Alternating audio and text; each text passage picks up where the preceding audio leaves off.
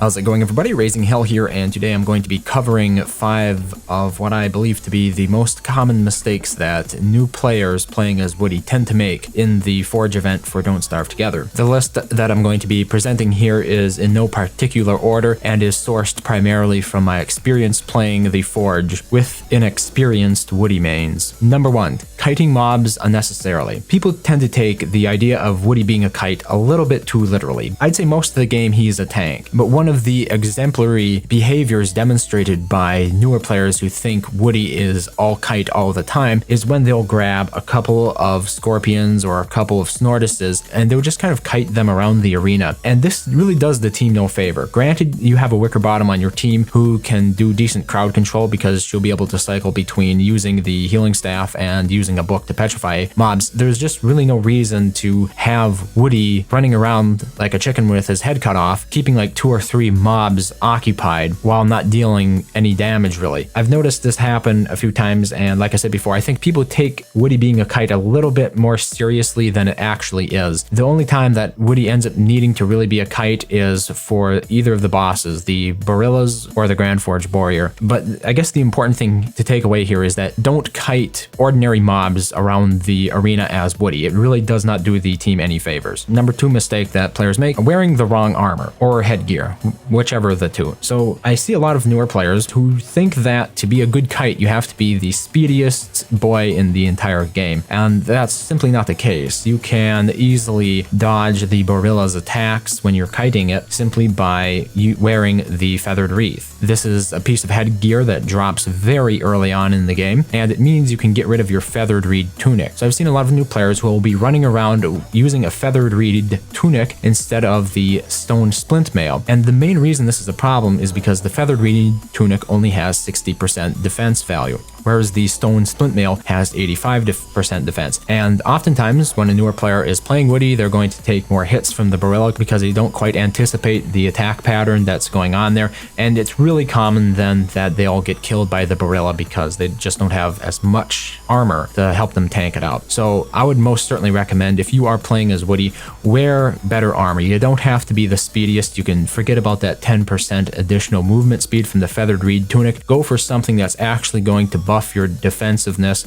like the stone splint mail is the obvious choice, and after the first Boarilla falls, you should be able to upgrade to the new steadfast grand armor, which does not have a movement speed penalty unlike the steadfast stone armor. If the steadfast grand armor is not in the game at that point, just continue on using the stone splint mail as Woodie to kite the second wave of Boarillas. Number 3, a Woodie who doesn't heal up before a Boarilla wave, and I've been guilty of this multiple times myself. I just kind of lose track of time and I end up fighting scorpions in the wave where the Boarilla spawns. Maybe I'll take poison damage and be at like 50% of my health when I actually have to go and kite the Boarilla around. This can be a problem because the team does not expect or anticipate to deal with the Boarilla. So when you're nearing one of the waves that is going to require you to kite a Boarilla around the place a little bit for the team, make sure that you try to like stay out of the range of enemies that could severely damage you.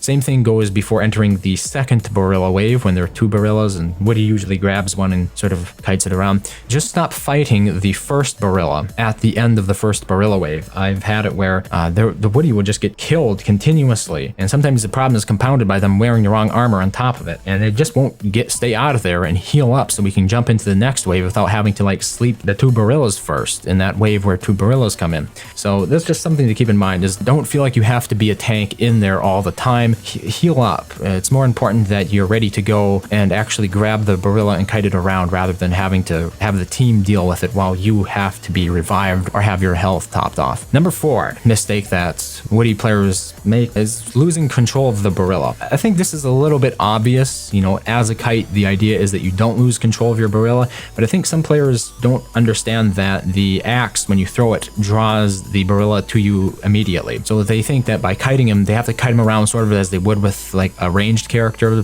Wes is tossed around a lot as a kite character, maybe Wilson, but they think they have to use like a regular attack, and they overlook the fact that Woodie has an axe that immediately pulls the aggro of the enemy that hits it, and this makes it a lot easier to maintain control of one of the Boarillas that Woodie's kiting around. And it's important because when Woodie loses control of the Boarilla, the entire team has to stop doing what they're doing and deal with that Boarilla instead. And if there's still 2 Boarillas on the arena floor at that time, it's easy enough to get them confused. I know there are distinctive patterns on their armor that allows you to differentiate the two, but I think for newer players especially, the player who's kiting might not know which one to grab, and it's just better if you can avoid losing control of your Boarilla to begin with. And the last common mistake that I see Woodies make, this one's a little bit less frequent, and it's when the Woodie pulls the Grand Forge Boarrior out of a corner. So as Woodie, a lot of responsibility falls on you during the Grand Forge Boarrior fight. You are expected to sort of pull the Grand Forge Boarrior into the corner, and if something bad happens to the team during that fight and they need some time to regroup and whatnot, it's really put on Woodie's shoulders to distract the Grand Forge Boarrior long enough for your team to be able to get back on their feet. But sometimes I'll have a Woodie on my team who seems really adverse to dying. So the Grand Forge Boarrior will be attacking Woodie after Woodie throws an axe at him, and Woodie's like, oh crap, I need to get away from him before he kills me. And around about just that time, the heal is going down. You're supposed to sleep the Grand Forge Boarrior there, but instead Woodie's running away. Grand Forge Boarrior is aggroed onto Woodie, and then he just walks away before the heal can go up. And in general, I would say tanks, stay where you are. The role of a tank is to sort of do or die. If you're going to die, stay there on the field and die with honor. Try to avoid running away as a tank when you're in the tank role. I understand that Woodie moves between kite and tank. When you're in the tank role though, fighting the Grand Forge Boarrior, don't run away from the Grand Forge Boarrior unless you're purposefully trying to lead him away from the rest of the team so that way they can revive. But don't lead the Grand Forge Boarrior out of a heal when you're playing Woodie because you're afraid you're going to die because of his hits. Just die, and during the heal, when the Grand Forge Boarrior is sleeping, the team will send in another player to revive you, hopefully Wilson. So those are the 5 common mistakes that I see new players make while playing Woodie in the Forge. I hope this helped out those of you who are newer to the game and still aren't quite up to speed with how each character class is kind of played. These are not top level strats. Woodie can do a lot more in terms of